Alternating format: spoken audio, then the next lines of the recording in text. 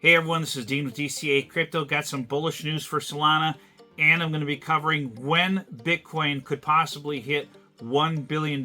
So I'd appreciate if you subscribe to my channel, smash that like button, and let's jump into it.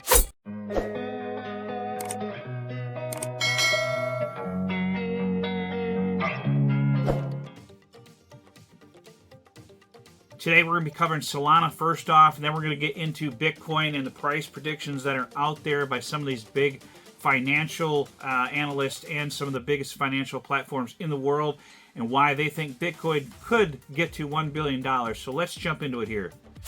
So Solana currently at like $170. It did get up to $200, had a little bit of a correction. Now it's starting to take off again. And we're starting to see maybe, if we look at this hump here like it did last bull run, maybe we're just there and we're going to really take off in this bull run later this fall. We'll see. Are we seeing just these little rumblings of a bull run here and then we take off into the big bull run? We see Solana fly up to like $600,000, $800,000.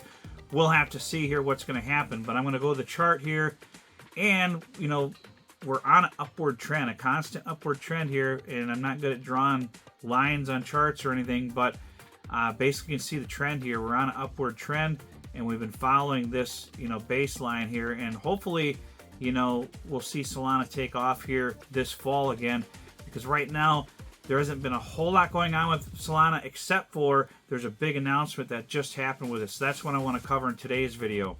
So PayPal has announced that the PayPal USD stablecoin is now available on the Solana blockchain, providing faster, cheaper transactions for consumers.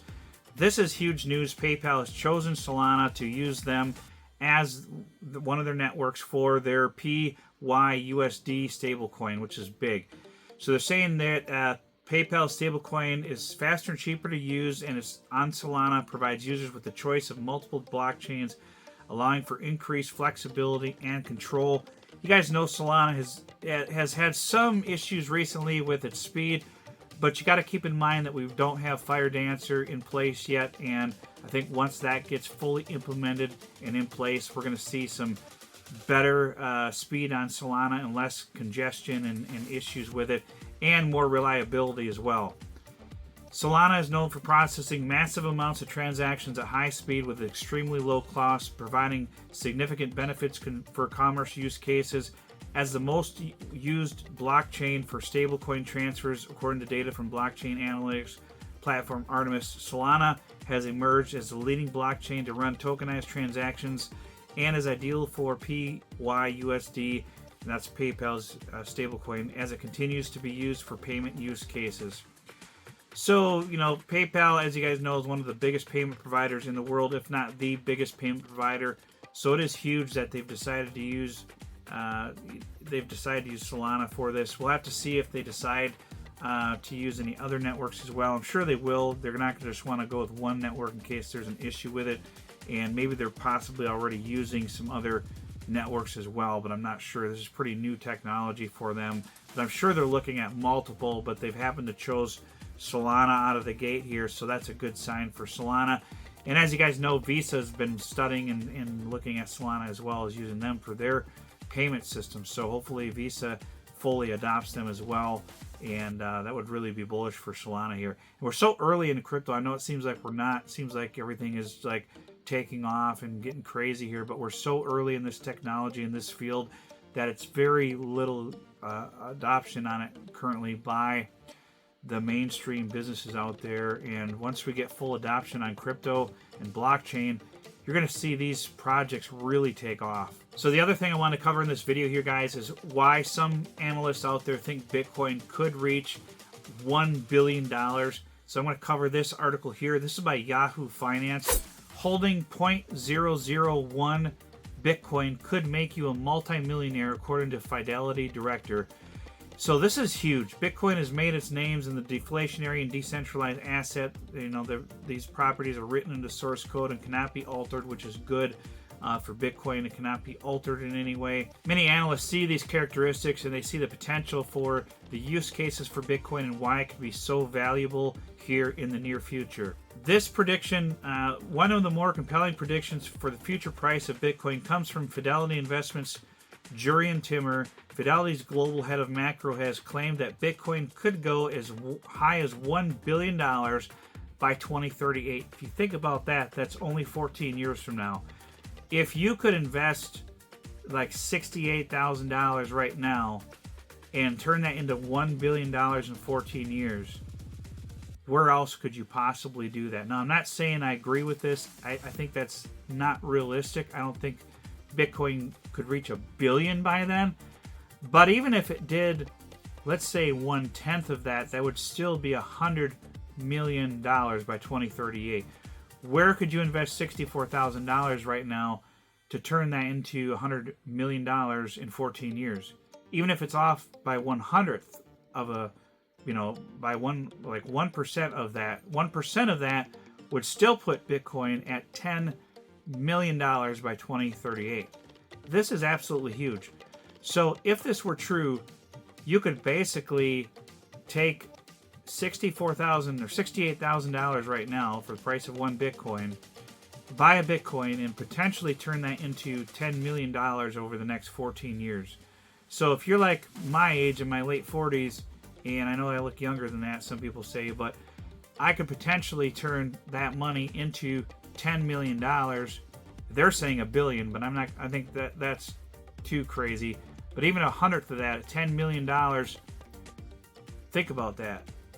By the time I were to be, retirement age, to have $10 million in my account from just investing like less than $70,000 right now, that is absolutely massive. So the potential here to become a millionaire with Bitcoin is definitely there. So, and they're talking about Metcalfe's law, which states that the networked financial assets value is equal to the square of the number of users in the network.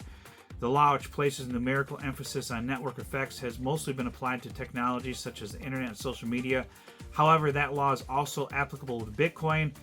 Bitcoin is at its core a network, which is true. It helps connect users to facilitate peer-to-peer transactions. And Metcalfe's law, the value of Bitcoin should increase exponentially as more users join the network, which is true. So basically, they're using this algorithm that could show that it could potentially reach $1 billion price target by that amount. I think that's too high, but still, like I said, 1/100th of that is still $10 million, which is absolutely crazy if you think about it. So the Nakamoto Profile Monte Carlo Strategy Price Prediction here, this is basically saying how they have a theory that could predict Bitcoin's price, and there's different simulations that they've run for this. And 1 year return using a Monte Carlo simulation, they're saying near the average expected price in 1 year would be $144,000 Bitcoin 1 year from now. But they're saying it's not a great indicator because there's other predictions as well. That could be $6,000, it could be $1 million, and so on. So there's lots of different price predictions out there. But this Hal Philly's thought experiment would be $22 million per Bitcoin. Back in 2009, when Bitcoin was first released, Bitcoin pioneer Hal Finney boldly predicted that the price of each Bitcoin could one day reach a staggering $10 million in value, and that's the value I just said by 2038 possibly. His prediction was not based on mere speculation, but rather on thought analysis of Bitcoin's potential as a global payment system. And he said this is a scenario where collective value of Bitcoin would align with the total wealth of the world, which he estimated to be within a range of $100 trillion and $300 trillion at that time. By dividing this value among the limited supply of 21 million Bitcoin, his calculation resulted with an astonishing value of $22 million per Bitcoin. At the time, his prediction seemed highly speculative or even absurd to the casual observer at the time. However, in April 2024, many people today share his opinion about Bitcoin's price potential. Peter Brandt thinks 120K to 200K per BTC by September of next year. That is, I think that's possible. I think $120,000 Bitcoin is definitely possible by next year. If things stay bullish and we go into a bull run, I think that'll be a good target or so for it. My price predictions were somewhere between like 120 and 150 for the peak of the bull run. Other people think it could be 200, 250,000. We'll have to see where it ends up. Some people think that only, I think the 79,000 or 84,000 would be the top. So based on the rule of the 5.3 rule, so we'll have to see where it ends up. But no one can really predict the price here. Fidelity thinks $1 billion by 2038. This person, I can't pronounce her name, thinks $1 million by 2040 to 2042. And this person, Max Kaiser, predicts 200K BTC by the end of 2024, so by the end of this year. So there's lots of predictions out there that you can go through and find on the internet of price predictions from these analysts. But the main thing is the price is likely going up, and that's the main thing. So what can you do out there in this bull run to accumulate as much Bitcoin as possible? That's kind of the goal out there. The goal really isn't necessarily to accumulate as much fiat as you can, because they're printing money and they're going to continue to print money unless something dramatic happens within the next presidency or so where they stop printing of money, which I don't see that happening. But if you continue to hold fiat, your money is going to eventually keep getting worth less and less. So the goal is to accumulate as much assets as you can that'll go up in value, and Bitcoin is probably going to be the most valuable asset from what people are thinking. So the goal would be to accumulate as much Bitcoin as you can in this upcoming bull run. Well, my strategy for that is I'm putting a lot of money into these smaller altcoins and some of the larger caps as well, and trying to get as much fiat as I can out of that, and then wait till we get the bear market coming up here in 2026, 2027. When we get a correction on Bitcoin, we'll have to see how far it corrects. But at that time, I would dollar cost average with that fiat money that I get out of this bull run to pick up as much Bitcoin as I can. Now, I'm not going to go all into Bitcoin. I'll probably diversify and get like maybe a third of my portfolio or fourth of my portfolio into Bitcoin. And then I might pick up property or some other investments, some kind of money market account, CD or something like that, where I'm earning like 6% interest per year on some of that to keep it safer. And then I'm also going to max out like my Roth IRAs and stuff like that. Now, if you're making over $250,000 a year, I think it is for the limit for a married couple, you have to do a backdoor Roth IRA. You got to put in an IRA first and then transfer it to a Roth IRA. But you got to be careful when you do that, because if you already have IRA investments, you can't necessarily do that until you convert all of your IRAs in there, and you're going to be paying taxes on that. So you have to be careful what you're doing with your investments. So definitely consult an investment advisor with that, a financial advisor. I'm not one, so don't listen to me. I'm not a financial advisor when it comes to that stuff. I'm just sharing with you guys what my plans are to get you thinking about what you might want to do with your profits from this bull run. You know, and I think to myself, like, I really would like to get a brand new truck and a new boat, stuff like that. But I'm thinking in my head, with the prices that these trucks are right now, like $70,000 to $100,000 for a freaking full-size pickup truck. It's absolutely insane. I just can't imagine myself spending that much money on a truck. I can't. I got a 2007 like 4Runner right now, and it's got like 220,000 miles on it or something like that. It runs good. I think I paid like $7,000 or $8,000 for it. It runs good. It does what I need it to do. I don't need to spend $100,000 on a new truck regardless of how much money I make. I just can't picture myself doing that. Maybe if I make over $1 million this bull run, maybe I could pick up an $80,000 vehicle. I don't know. To me, it seems like too much money. Maybe I'll pick up a used one a few years old or something. Just to me, it seems like the prices of vehicles have gone so ridiculously high. It's like, even for a millionaire, it seems out of reach for a reasonable amount. If you want to, like, do I want to spend, if I make $1 million this bull run, do I want to spend a tenth of my profits on a truck? I don't think so. I don't think I do. Maybe I invest that money and I take the money that's generating and put that towards a vehicle, so I'm not eating into my main. And that's another thing you got to think about too, is once you accumulate all this money from this bull run, once you invest it, you want to try to invest enough where you can live off from the interest from that, where you're not blowing the money that you made and eating into your initial nest egg. You don't want to eat into that. You want to live off that. So how much do you need? For me, I'm going to probably need $2 or $3 million to live off from that nest egg and never have to touch it, because I got, a bunch of kids and I got insurance I'm going to have to think about, and utilities, and everything's going up in price constantly. So, there's inflation you got to worry about. So you need a lot more money than you used to retire off from if you're going to live comfortably.